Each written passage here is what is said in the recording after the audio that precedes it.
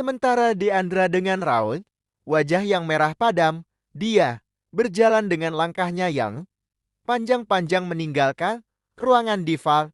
Suara hentakan pintu yang tertutup secara kasar tentu mengundang perhatian para karyawan lain yang berada dekat dengan ruangan tersebut. Beberapa pegawai tampak menatap nyalang ke arah dia. Mereka bertanya-tanya apa yang sebenarnya telah terjadi sehingga membuat Day dengan begitu berani membanting pintu ruangan Dev. Apa dia sudah bosan hidup? Atau dia memang sedang menggali lubang kuburnya sendiri? Sehingga dengan begitu berani berperilaku begitu lancang kepada Devan. Ada apa dengannya? Desis seorang karyawan tampak berbisik kepada rekan kerja di sebelahnya. Aku tidak tahu apa dia sedang mencari mati. Sehingga dengan begitu berani membanting pintu ruang kerja Pak Devan, sahut wanita yang di sebelahnya. Mereka benar-benar tak habis pikir dengan perilaku Deandra. Seumur-umur baru, kali ini mereka melihat ada karyawan yang begitu berani berperilaku seperti itu kepada CEO perusahaan tempat mereka bekerja. Aku yakin setelah ini dia akan segera didepak dari perusahaan ini. Ucap seorang karyawan lagi. Deandra yang mengetahui bahwa karyawan lain tengah memperbincangkan dirinya. Dia tidak mau ambil pusing, dia tidak menggubrisnya sama sekali. Biarkan mereka berkata sesuka hati mereka. Hatinya sudah terlalu kesal dengan pria yang sampai saat ini masih berstatus sebagai pimpinannya tersebut. Namun segala rasa hormatnya sudah hilang sejak pria tersebut dengan begitu lancang merendahkan harga dirinya. Brakaka.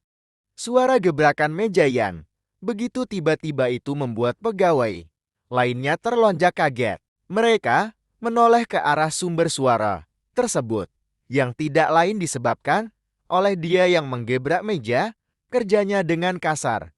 Haimaha, dia mendengus kesal dengan pandangan mata lurus ke depan. Berani sekali. Enak saja, memangnya dia pikir dia itu siapa hal? Ucapnya mendumal sendiri. Sembari terkekeh membuat karyawan lainnya semakin menatapnya heran. Mereka bahkan menganggap bahwa dia sedang kesetanat atau sudah tidak waras. Mentang-mentang dia itu orang kaya, bukan berarti dia bisa merendahkan dan menginjak-injak harga diri kau. Ucapnya dengan geram. Dasar wanita aner, cibir seorang karyawan. Sepertinya dia memang benar-benar sudah tidak waras. Ucap seorang lagi menatap dia dengan tatapan tidak suka. Dia masih tidak menghiraukannya. Dia berpura-pura tuli dan sambil menahan kekesalannya, Deandra merapikan segala sesuatu yang ada di meja kerjanya. Dia mengambil tasnya dan tanpa berkata apapun dia langsung melangkah pergi, meninggalkan tempat itu. Dia masuk ke lift untuk turun ke lobi. Dia benar-benar ingin segera pergi dari perusahaan itu. Dek merasa sudah tidak tahan lagi menghirup udara yang membuat dadanya sesakan. Di lobi, Deandra bertemu dengan seorang wanita yang merupakan sahabatnya, wanita yang baru saja datang dari kantin. Wanita bernama Dewi itu tampak dibuat heran melihat penampilan dia. Dewi segera menghampiri sahabatnya itu untuk bertanya, mau kemana dia kali ini? Bukankah jam makan sang sudah berakhir? Damn. Panggilan dari wanita itu mampu menghentikan langkah De. Semarah-marahnya De, dia tidak akan mampu mengabaikan sahabatnya itu karena Dewi adalah orang yang selama ini paling paham dengan situasi yang dialaminya. Hubungan mereka pun bukan hanya sekedar sahabat, tetapi sudah seperti saudaranya sendiri. Sambil berlari kecil, Dewi menghampiri Da. Den, kamu mau kemana? Hanya Dewi. Aku harus pergi, jawab DG. Terdengar ketus. Dia sendiri juga tidak bisa menyembunyikan rasa dongkol di hatinya akibat ulah dari atasannya. Pergi? Kemana? Ini sudah lewat jam makan siang. Bagaimana jika kamu di dipecat karena melanggar peraturan? Tanya Dewi. Ya, perusahaan besar tentu memiliki peraturan yang ketat pula di dalamnya, dan barang siapa yang berani melanggar, maka harus siap-siap angkat kaki. Haha, dia tertawa sambil menatap ke atas. Entah siapa yang dia tertawakan. Mungkin itu adalah dirinya sendiri. Biarkan saja, lagi pula aku memang akan segera dipecat, sahut dia dengan begitu enteng dan terdengar acuh, seolah dia sudah benar-benar pasrah dengan nasib pekerjaannya. Bagaimana tidak? Memangnya siapa yang akan mengampuni karyawan yang dengan begitu berani menampar seorang CEO di tempatnya, berkeriak. Dewi yang tak mengerti dengan arah pembicaraan Den semakin bingung dibuatnya. Namun satu hal yang ia tahu pasti, bahwa sahabatnya ini sedang berada dalam kesulitan di. Dea, apa yang sebenarnya terjadi? Apa kamu ada masalah, no? Tanya Dewi dengan lirih, seraya memegang pundak Dea. Dewi menatap Dea sendu. Begitu pula sebaliknya, tatapan Dea benar menunjukkan bahwa dia sedang berada dalam masalah. Dewi, maaf aku belum bisa bercerita denganmu. Untuk saat ini aku perlu waktu untuk sendiri. Ucap Den. Baiklah, kalau memang begitu, aku tidak akan memaksa kamu untuk bercerita, tapi jika kamu perlu teman untuk berbagi, maka jangan segan untuk datang kepadaku, sahut Dewi. Dari sekian banyak orang, hanya Dewi yang tahu seberapa berat kehidupan yang telah dilalui oleh dia selama ini. Dia memeluk Dewi sejenak, kemudian melepaskannya. Aku pergi dulu, jar dia sebelum melangkahkan kakinya menuju keluar dari gedung tersebut. Sementara Dewi hanya menatap anar punggung perempuan yang kian menjauh dari pandangannya.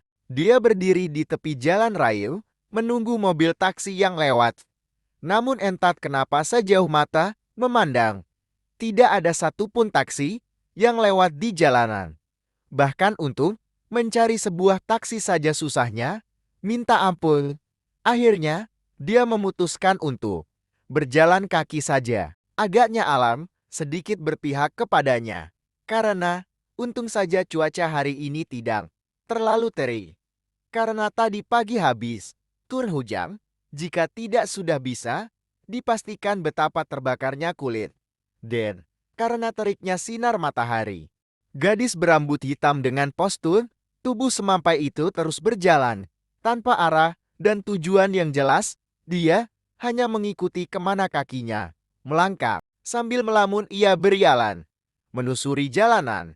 Dia kembali teringat dengan ibunya yang sedang sakit dan harus segera dioperasi dan memerlukan biaya dalam jumlah besar. Namun bagaimana dia bisa membiayai biaya pengobatan ibunya jika uang sepeser saja dia tidak punya, dan bahkan dia terancam dipecat? Kemana aku harus mencari uang? Gumam batin dia dengan tatapan yang kosong dan terus berjalan. Tiba-tiba, Burer. Cipratan air yang berasal dari genangan air yang terlindas, mobil mengkuyur bajunya. Alhasil, blus berwarna putih bersih itu kini telah berubah menjadi warna coklat, meski tidak sepenuhnya. Oh, dia mendesah pelan sambil mengusap pakaiannya yang sudah kotor. Dia mengamati dirinya, yang kini lebih mirip seperti seekor tikus yang tercebur got. Ingin sekali dia membalas pengemudi sialan itu. Namun dalam hitungan detik mobil tersebut sudah tak terlihat, dan dengan penampilan yang terlihat menyedihkan, dia masih meneruskan langkahnya. Namun, baru beberapa meter dia melangkah, tiba-tiba seorang pengendara motor melaju di sebelahnya dan merenggut tas milik dia beserta isinya. Kembalikan tasku, seru dia berteriak. Tolong, tolong, ada jambret, teriaknya dengan begitu histeria. Beberapa orang tampak berdatangan menghampiri dia. Di mana kopetnya, Mbak? Tanya seorang pria paruh baya. Itu Pak, lari ke sana. Ketunjuk Del. Segerundulan orang itu berusaha mengejar pencopet itu. Dan dia juga turut berlari. Namun baru beberapa meter dia berlari. Dia menjerit, tubuhnya ambruk tersungkur ke tanah. Ternyata salah satu heelsnya patah. Sudah jatuh tertimpa tangga, itulah yang dirasakan oleh Dea saat ini. Satu persatu masalah datang secara bertubi-tubi. Jika boleh jujur, penampilan Dea saat ini tidak lebih baik dari seorang Gembion. Lihat saja. Pakaian kotor, rambut acak-acakan, dan dia tidak memakai sepatu. Menyedihkan sekali, bukan? Benar-benar miris. Sisa tabungannya saat ini sudah benar-benar habis karena rekeningnya berada di tas yang diambil oleh penjamret itu. Yang tersisa hanyalah ponselnya saja karena kebetulan dia menaruh di saku celananya. Dia menatap tangannya saat ini, tangan yang telah pergunakan untuk menampar pimpinannya. Sepertinya dia kini merasa agak menyesal. Namun setelah mengingat setiap perkataan dari atasannya itu, dia juga kembali merasa marah. Kau menyesal, Haimen? Humam Dean. Tidak.